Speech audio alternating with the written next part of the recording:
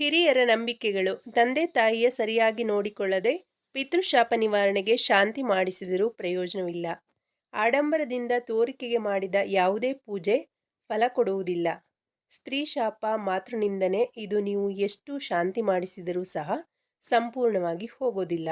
ಮನೆಯ ದೇವರ ಪೂಜೆ ಮಾಡದೆ ಯಾವುದೇ ಜಪ ಹೋಮ ಮಾಡಿಸಿದರೂ ಫಲ ಕೊಡುವುದಿಲ್ಲ. ಸರಿಯಾಗಿ ಶ್ರದ್ಧೆಯಿಂದ ಮನೆಯಲ್ಲಿ ವೈದಿಕ ಮಾಡದೆ ಪಿತೃದೋಷ ನಿವಾರಣೆಗೆ ಪೂಜೆ ಮಾಡಿಸಿದರೆ ಫಲ ಕೊಡುವುದಿಲ್ಲ. ಶುಭ ಕಾರ್ಯಗಳಿಗೆ ಹೋಗಿ ಹಿಂದಿರುಗಿ ಬರುವಾಗ ಮನೆಯವರಿಗೆ ಹೋಗಿ ಬರುತ್ತೇವೆ ಎಂದು ಹೇಳಬೇಕು. ಹಾಗೆಯೇ ದುಃಖದ ಕಾರ್ಯಗಳಿಗೆ ಹೋದಾಗ ಹೋಗಿ ಬರುತ್ತೇವೆ ಎಂದು ಹೇಳುವಂತಿಲ್ಲ. ಮೈಮೇಲೆ ಧರಿಸಿದಂತಹ ಬಟ್ಟೆಗಳ ಮೇಲೆ ಹೊಲಿಗೆ ಹಾಕುವುದಾಗಲಿ ಕತ್ತರಿಸುವುದಾಗಲಿ ಮಾಡಬಾರದು. ಒಂದೇ ದಿನ ತಂದೆ ಮಕ್ಕಳು ಅಣ್ಣ ತಮ್ಮ ಒಟ್ಟಿಗೆ ಕ್ಷೌರ ಮಾಡಿಸಿಕೊಳ್ಳುವಂತಿಲ್ಲ. ಉಪನಯನವಾದ ಮೇಲೆ ಗಂಡು ಮಕ್ಕಳು ತಂಗಳು ಪದಾರ್ಥ ತಿನ್ನಬಾರದು.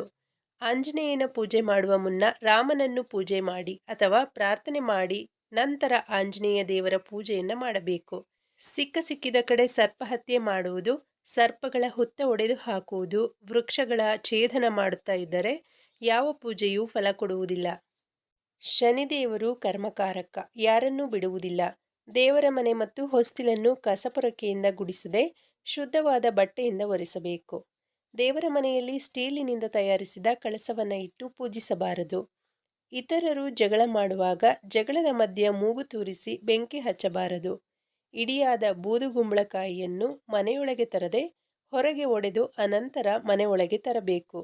ಊಟಕ್ಕೆ ಕುಳಿತ ನಂತರ ಪೂರ್ತಿ ಊಟ ಮಾಡದೆ ಮಧ್ಯದಲ್ಲಿ ಎದ್ದು ಹೋಗಿ ಮಾಡಬಾರದು. ಮನೆಗೆ ಬಂದ ಅತಿಥಿಗಳಿಗೆ ಊಟ ಬಡಿಸಿದ ನಂತರ ಎಂಜಲು ಬಾಳೆ ಎಲೆಯನ್ನು ಅವರಿಂದ ತೆಗೆಸಬಾರದು. ಸಾವಿನ ಮನೆಗೆ ಹೋಗಿ ಹಿಂದಿರುಗಿ ಬರುವಾಗೆ ಹೋಗಿ ಬರುತ್ತೇವೆ ಎಂದು ಹೇಳಬಾರದು. ಬಿರುಬಿಸಿಲಿನಲ್ಲಿ ಹೂಗಳನ್ನು ಕೀಳಬಾರದು. ದೇವರ ವಿಗ್ರಹಗಳನ್ನು ಮಂಗಳವಾರ ಶುಕ್ರವಾರದಂದು ಶುದ್ಧಿ ಮಾಡಬಾರದು. ಬರೀ ನೆಲದಲ್ಲಿ ಮಲಗುವುದಾಗಲಿ ಆಸನವಿಲ್ಲದೆ ಊಟಕ್ಕೆ ಕುಳಿತುಕೊಳ್ಳುವುದಾಗಲಿ ಮಾಡಬಾರದು. ಜೇಡರ ಬಲೆ ಮನೆಯಲ್ಲಿ ಕಟ್ಟಿದರೆ ತಕ್ಷಣ ಅದನ್ನು ತೆಗೆದು ಸ್ವಚ್ಛಗೊಳಿಸಬೇಕು. ತೂತಾದ ಒಡೆದ ಪಾತ್ರೆ ಮಡಕ್ಕೆ ಇಟ್ಟುಕೊಳ್ಳಬಾರದು. ಹರಿದ ಬಟ್ಟೆಯ ಗಂಟುಗಳನ್ನು ಗಂಟು ಕಟ್ಟಿ ಇಡಬಾರದು. ಸಂಸಾರದ ಗುಟ್ಟನ್ನು ಬೀದಿಗೆ ತರಬಾರದು.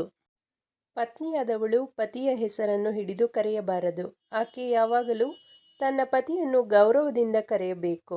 ಆಕೆ ತನ್ನ ಪತಿಯನ್ನು ಕರೆಯುವ ಹೆಸರಿನಿಂದಲೇ ಸಮಾಜ ಆತನಿಗೆ ಎಷ್ಟು ಗೌರವವನ್ನು ನೀಡುತ್ತಾಳೆ ಎಂಬುದನ್ನು ಲೆಕ್ಕ ಹಾಕುತ್ತದೆ. ಸ್ನೇಹಿತರೆ, ಇವತ್ತಿನ ಮಾಹಿತಿ ಇಷ್ಟ ಆದರೆ ಲೈಕ್ ಮಾಡಿ. ಮತ್ತಷ್ಟು ಮಾಹಿತಿಗಳಿಗೆ ಚಾನಲ್ನ ಸಬ್ಸ್ಕ್ರೈಬ್ ಮಾಡಿ. ಮತ್ತೊಂದು ಹೊಸ ಮಾಹಿತಿಯೊಂದಿಗೆ ಸಿಗೋಣ. ವಿಡಿಯೋ ನೋಡಿದ್ದಕ್ಕಾಗಿ ಧನ್ಯವಾದಗಳು.